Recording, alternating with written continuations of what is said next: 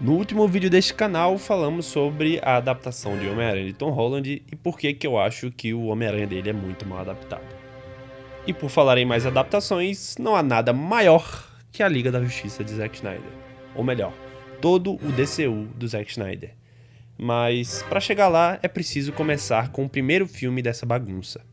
A ideia aqui é fazer uma série passando a limpa por todos os filmes dirigidos por Zack Snyder nesse DCU. E no vídeo de hoje, iremos desmistificar o filme Homem de Aço. Sem mais delongas, vamos começar a falar sobre Zack Snyder e seu genial DCU. O primeiro filme que debutou o universo compartilhado da DC foi Superman.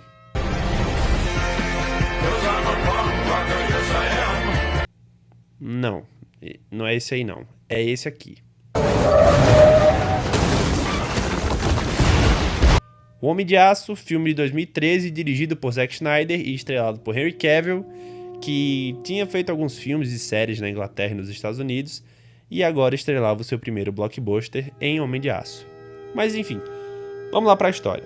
Kal-El é o último filho de Krypton. Literalmente é o último bebê gerado naturalmente em Krypton. Krypton, que a essa altura do campeonato já estava indo de Vasco, e Jor-El, pai de Kal-El, funde o DNA de seu filho com o Códex de Krypton, um artefato que armazenaria todo o código genético do planeta. Krypton explode, Kal-El é enviado para a Terra, onde seria achado por Jonathan e Martha Kent e criado como seu filho Clark Kent.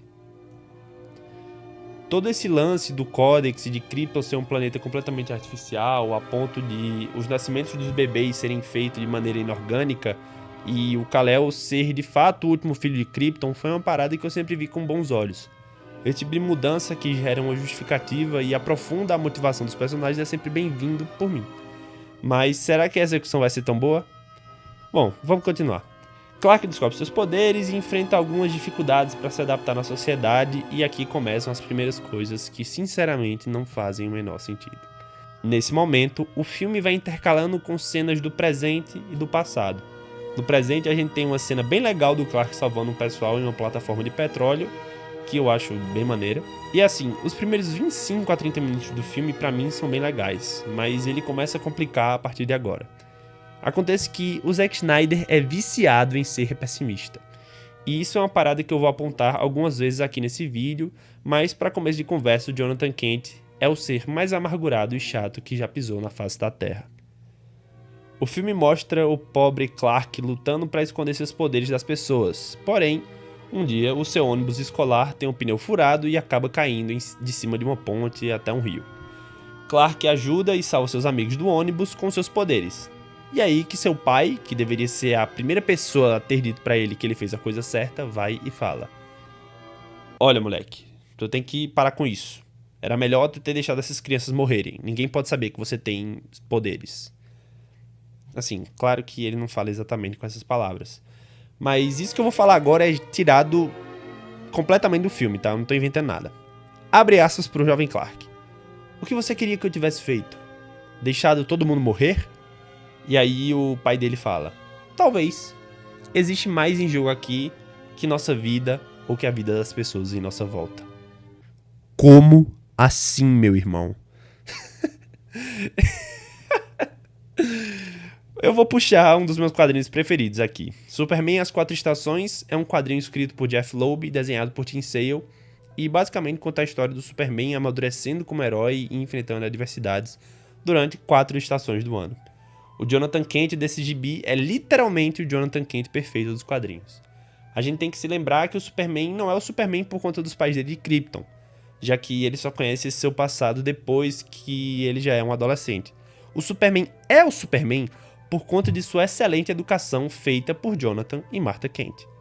Abre aspas para o Jonathan Kent dos quadrinhos. "Não é o quanto você pode fazer, filho. É o que você escolhe fazer com o que pode." Entenderam a diferença? Não existe um Superman altruísta e bondoso com um pai que fala que era melhor ele ter deixado meia dúzia de crianças morrer para não estragar o segredinho dele. É só aí que o Jonathan Kent conta ao Clark sobre seu passado e sobre ele ter vindo do espaço. E aí tem uma conversa deles dois, que o Jonathan Kent fala que acredita que ele foi enviado para a Terra com um motivo, sendo que, pelo visto, o motivo não foi ajudar ninguém. Mas enfim, beleza. Vamos avançar um pouco nos eventos do filme. Clark agora está trabalhando em um bar em alguma cidadezinha. Ele arruma uma encrenca com o motorista de caminhão. E aí, como ele é muito dark e muito poderoso, ele vai lá e... BUM! Pega várias toras de madeira e enfia no meio do caminhão do cara. E aí eu fico me perguntando, espera aí, ele fez tudo isso e ninguém nem sequer ouviu algum barulho? Ele fez tudo isso e ninguém viu ele? Ninguém passou na rua e falou sobre isso no bar? Se o pai dele disse pra ele não se mostrar pra salvar as pessoas, como ele fez quando era criança no ônibus, qual é o motivo de mostrar seus poderes por vingança de uma briga de bar? Bom, a resposta para todas essas perguntas é Snyderverse. Agora Clark Kent conseguiu um emprego em uma base militar no Ártico, sob o codinome de Joey. Seria essa uma referência a Joey Shuster, um dos seus criadores? Eu não sei. E aí o Clark sabe que lá está a nave que ele chegou na Terra. Como que ele sabe disso? Eu não sei. A Lois Lane também está lá, porque por algum motivo o governo americano chamou uma repórter para cobrir uma descoberta histórica que é uma nave alienígena dentro do gelo. Enfim, Clark então vai lá na calada da noite, liga a nave, descobre toda aquela história de Krypton e do que aconteceu com o pai dele, e a Lois segue ele, ela é atacada, ele a salva e depois ele deixa a Lois lá na base e sai com a nave para algum outro lugar. E aí a gente tem uma cena muito engraçada, que é a Lois Lane falando que o cara que salvou ela dos robôs na nave, né, porque ela foi atacada pelos robôs que protegiam a nave, falsificou todos os seus documentos e registros para trabalhar na base. Até porque o exército dos Estados Unidos não faria uma pesquisa sobre o passado de seus colaboradores, né? Lógico. É depois que o Clark aprende sobre o passado de Krypton que a gente tem a melhor cena do filme, a cena de voo do Superman. Olha, eu sou obrigado a dizer que essa cena é absolute cinema. Como vocês podem perceber, minha relação com esse filme é de amor e ódio. A cena é linda, todo o discurso do Jor-El antes é bem bacana e toda a explicação que ele dá para dar razão ao voo do Superman é bem legal.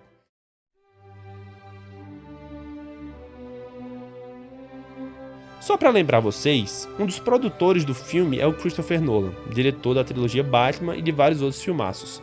E o roteiro é de David Goyer, que também é roteirista de Batman Begins e Batman Cavaleiro das Trevas. E é aqui que, sinceramente, eu não sei de quem é a culpa desse filme ser tão maleável desse jeito, ter tantos altos e baixos. Nessa parte do vídeo eu quero destinar para falar um pouco mais sobre a produção do filme. O Homem de Aço, na minha concepção, na minha opinião, é uma maçaroca de conceitos de vários roteiristas dos quadrinhos e uma produção muito doida. Então, vamos lá. A DC Comics, em 2008, em conjunto com a Warner Bros., queria rebootar a franquia de filmes do Superman para aproveitar a crescente dos filmes de super-heróis que na época já estavam fazendo sucesso com o começo do MCU e com os filmes do Batman. Então, a DC chamou vários roteiristas de quadrinhos, dentre eles Grant Morrison, autor de Grandes Astros do Superman, Mark Waid, autor de Superman, O Legado das Estrelas, Geoff Johns, que já havia escrito grandes fases do personagem, e Brad Meltzer, que já havia escrito algumas sagas para DC, como é o caso de Crise de Identidade. E eles chamaram esse pessoal para dar um pitch de história para o filme do Azulão. A ideia de Grant Morrison era fazer um filme semelhante ao que tínhamos em Grandes Astros do Superman. Mark Waid queria fazer um filme semelhante ao Legado das Estrelas, lógico, as histórias que ambos escreveram. Mark Miller, que já é outro roteirista, que também era um escritor de, renome na época por ter feito trabalhos como Kick-Ass e Superman, Entre a Foice e o Martelo, em parceria com o diretor Matthew Vaughn, que eu odeio esse cara por conta que o nome dele é completamente difícil de falar, Matthew Vaughn, planejaram uma trilogia de filmes de 8 horas de duração que funcionaria como uma trilogia épica que na época foi comparada a Senhor dos Anéis e Poderoso Chefão. Porém, foi apenas quando David Goyer apareceu com o roteiro de Homem de Aço que Christopher Nolan levou adiante a ideia para Warner. Goyer e Nolan estavam muito bem cotados na empresa devido ao sucesso de Batman Cavaleiro das Trevas e Batman Begins, e a ideia foi prontamente aceita. Porém, Christopher Nolan não quis dirigir o longa e participaria apenas como produtor do filme. E aí a gente entra numa busca desenfreada por diretores para esse projeto. Se liga na quantidade de gente que foi convidada para dirigir esse filme antes do Zack Snyder. O primeiro a recusar foi Guillermo del Toro, que, para quem não sabe, Guillermo del Toro dirigiu O Labirinto do Fauno, Hellboy, Blade, e ele recusou por estar focado em outro projeto naquele momento. Então, a Warner convidou Robert Zemeckis, de Volta para o Futuro e Forrest Gump, que também recusou. A Warner foi atrás de Darren Aronofsky, de Cisne Negro, que também recusou. E depois eles foram atrás do Ben Affleck, que tinha causado uma boa impressão pelo filme Gone Baby Gone, de 2007, que também recusou. Outros nomes também foram cotados, como foi o caso de Matt Reeves, que veio a dirigir The Batman depois, Duncan Jones, sim, o filho do David Bowie, e Tony Scott de Top Gun. Porém, resolveram ficar com a lenda, claro, Zack Snyder, que havia feito Watchmen e 300. E aí eu fico me perguntando, depois de toda essa gente, a Warner achou por bem deixar o controle total criativo do filme e do DCU nas mãos do Zack Snyder, né? É claro. Ai, meu Deus do céu. É rir pra não chorar. Mas enfim, vamos continuar. Após a cena de voo, Lois Lane continua na sua busca por Clark. É então que ela chega na casa de Martha Kent. E aí a gente tem a famosa cena que... Ai, o Zack Snyder. A gente tem a cena da morte do Martha Kent, que é a coisa mais imbecil desse filme. Pra começar, que antes da própria cena, o Superman tem toda uma conversa com a Lois Lane sobre manter o anonimato e não querer contar a sua história pro mundo, pois era aquilo que o pai dele sempre quis. Sendo que uns 10 minutos atrás do filme, ele destruiu um caminhão do cara com várias toras de madeiras fincadas no meio da rua, porque o cara jogou uma latinha de cerveja na cabeça dele, né? Começa a fatídica cena. Um tornado está se aproximando do carro dos Kent. Jonathan se apressa e começa a chamar a todos para que busquem um abrigo no viaduto mais próximo. Clark sai com a mãe do carro e anda na direção do viaduto quando sua mãe se lembra que o cachorro da família, Hank, estava dentro do carro ainda. É então que Jonathan Kent fala para o seu filho, que é indestrutível, que quem vai buscar o cachorro é ele, um senhorzinho de 60 anos. Então, ele sai correndo para tirar o cachorro do carro. Clark olha para Jonathan, que consegue tirar o cachorro do carro, porém, ele fica preso. Clark observa tudo de longe sem mover 1 milímetro para ajudar o próprio pai. Jonathan está com o pé quebrado, ele ficou preso, né, e aí quebrou o pé, e não vai conseguir sair do raio do tornado a tempo. Então Clark pensa em salvar o seu pai só agora, já que, afinal de contas, ele é indestrutível e super rápido.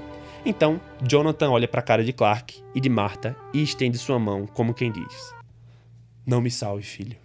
Eu não quero ter que retornar para mais um filme dirigido por Zack Snyder." E é então que Jonathan Kent morre e temos a oportunidade de ver todos os dentes tortos da boca do inglês Henry Cavill.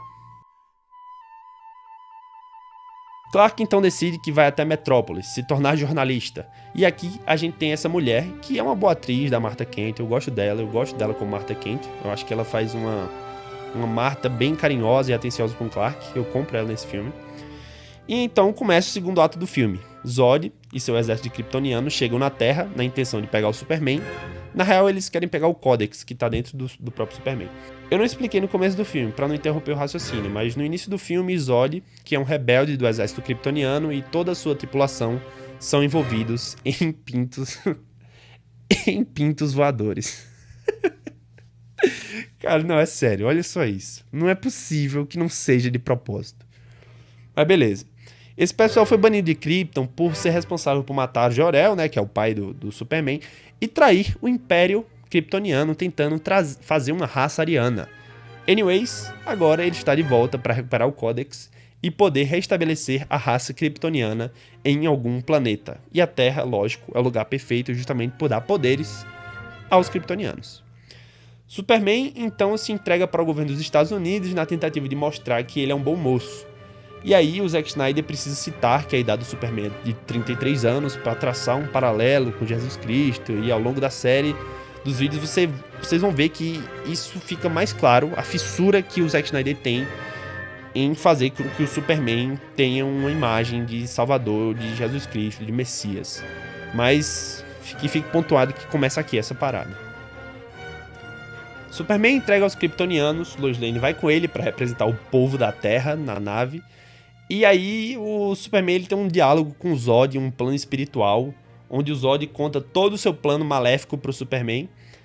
E aí a gente tem uma cacetada de cenas que o Zack Snyder coloca aqui pra fazer uns painéis bonitos, mas as cenas nem fazem sentido, do Zod falando com o Clark nessa espécie de plano astral, tipo...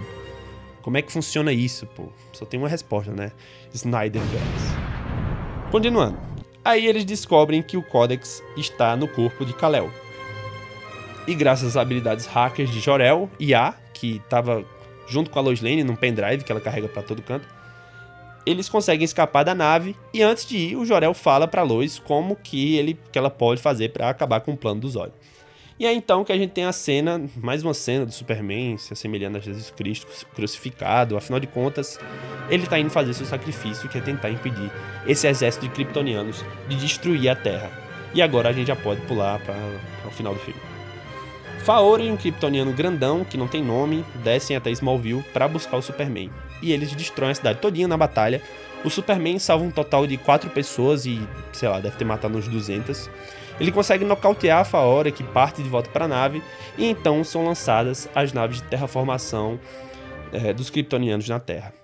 Essas naves são lançadas no mundo todo e têm como objetivo justamente destruir o planeta e terraformar o mundo para criar um ecossistema kryptoniano. É então que começa aquilo que eu chamo de tesão do Zack Snyder. É uma cena de slow motion de aguinha, é explosão, é prédio caindo, é gente morrendo, é o caos e é o Zack Snyder morrendo de tesão do outro lado da Terra. Superman mostra que ele sabe muito de física, dá uma aula de como as máquinas alienígenas que ele acabou de ver pela primeira vez funcionam e sai voando para destruir essas máquinas. Nesse ponto do filme, umas 400 a 500 mil pessoas já tinham morrido em Metrópolis. Falando em Metrópolis, enquanto o Superman está destruindo uma máquina lá no Oceano Índico, Metrópolis e toda a equipe do Planeta Diário já estão indo pro Beleléu. Clark Kelvin consegue destruir a máquina e parte para Metrópolis para o seu combate final com o Zod. Lois Lane e o exército americano lançam a nave que o Superman veio para a Terra na outra máquina de terraformação e Superman destrói a nave kryptoniana que serviria para fazer a tal reprodução da raça kryptoniana. Porque a nave ela tem tipo umas cápsulas incubadoras, enfim. Não tinha mais futuro para Krypton. Todas as suas naves, todas as suas máquinas estavam destruídas. E todo o pessoal que veio com o Zod já tinha morrido a essa altura do campeonato, porque, enfim, o Super-Homem mata aqui e não tem problema. Agora temos a famosa e derradeira cena do filme, que é finalmente o quebra-pau entre General Zod e Superman. Metrópolis está completamente destruída e em cinzas. Milhares ou talvez milhões de pessoas estão mortas. E aí o Superman resolve, claro, dar um beijão na boca da Lois Lane. Ou melhor, 2 beijões, afinal de contas não existe ocasião melhor para dar o seu primeiro beijo. Zod chama o Superman na catianga para se vingar de tudo que ele acabou de fazer, e aí é aquilo, né, meus amigos? Destruição em massa. Zack Snyder ficando maluco. O resto dos prédios que não haviam sido destruídos agora são destruídos e temos aquele quebra-pau gostoso e inconsequente que só um verdadeiro Superman pode nos proporcionar. Como todo mundo sabe, aqui acaba o filme com o Superman quebrando o pescoço do General Zod para salvar aquela família que estava na mira do vilão. Afinal de contas, destruir um estacionamento e uns 65 prédios na batalha é completamente compreensível, mas deixar o vilão matar uma família inocente é crueldade em consequência. Pessoal, o Superman é um personagem lançado em 1938 pela DC Comics e a máxima da sua história é ser um personagem que representa a esperança e o altruísmo. Na sua concepção, o S do peito do personagem não simbolizava esperança, só simbolizava Superman mesmo. Foi na história já citada aqui, Superman, o Legado das Estrelas, de Mark Waid, que o S do peito do Superman passou a simbolizar a tal da esperança. Mas esse aspecto da esperança é fundamental desde o início da história do personagem. Superman é um símbolo de bondade e altruísmo. É um ser divino, advindo de outro planeta, que, por ser abraçado pela bondade da humanidade, nas figuras de Jonathan e Martha Kent, resolve pôr em prática tudo que lhe foi ensinado e toda a educação que recebeu para fazer o bem para todos da sociedade. O fato do Superman não matar não é uma fraqueza, e sim uma força. Eu acho que o Zack Snyder não entendeu o personagem e não entendeu nada do personagem, justamente a gênese do personagem, ele não conseguiu compreender. Tentar traçar os paralelos do Superman com Jesus Cristo é um debate interessante. Afinal de contas, ambos vieram do céu para salvar a raça humana e trazer uma história de bondade. Isso aí tudo bem, mas fazer com que ele seja uma pessoa vingativa e sem compaixão não ajuda muito na construção dessa imagem. É preciso muito mais que bons takes e cenas arrebatadoras para reforçar esse paralelo. Enfim, se você quiser consumir quadrinhos excelentes sobre o Superman, você pode ir atrás de Superman As Quatro Estações, que eu citei aqui, Grandes Astros de Superman, e Superman Identidade Secreta, que é um quadrinho que eu acho bem legal. O link de compra deles estão aí na descrição. e comprando por esse link você ajuda aqui o canal. O Homem de Aço não é um filme ruim, mas também não é um filme bom. Na minha concepção, é um filme que tenta emplacar vários conceitos e falha miseravelmente nisso. E no que se diz a respeito de ser uma boa adaptação do Superman, eu acho que é sim. O Homem de Aço é uma boa adaptação do Superman de Injustice. Faça o que quiser comigo, Zod, mas não deixarei você ferir o povo da Terra. É, pastel!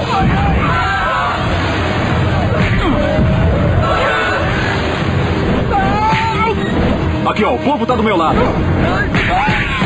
Espero que vocês tenham gostado desse vídeo. Se você não viu o vídeo falando sobre o Homem-Aranha de Tom Holland, pode clicar nele, que ele tá aparecendo aí na sua tela agora. Deixe seu like no vídeo, que deu muito trabalho para fazer isso aqui. Me siga no Instagram, que estou sempre postando vídeos curtos relacionados a quadrinhos e postando minhas leituras com pequenas resenhas por lá. É isso. Muito obrigado pela sua audiência e valeu.